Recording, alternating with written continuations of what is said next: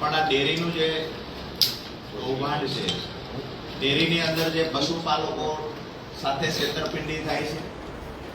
પશુપાલકો પોતાના બાળકોના મોઢેથી છીનવેલું દૂધ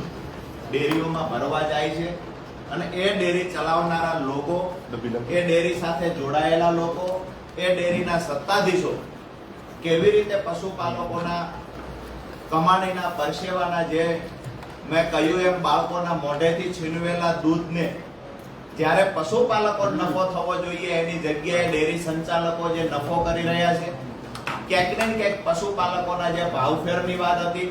તો આ ભાવફેરનો પ્રશ્ન આજે જ્યારે સાબર ડેરીમાં ઉપસ્થિત થયો છે ત્યારે પશુપાલકો માંગણી લઈને શું ગયા હતા?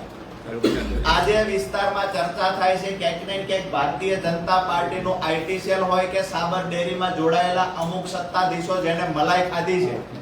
એ ક્યાંક ને ક્યાંક એવી 2 દિવસથી ચર્ચાઓ વહેતી મૂકી છે કે અહીંયા સમાધાન થઈ ગયું છે, પશુપાલકોની માંગણી સંતોષવામાં આવી છે,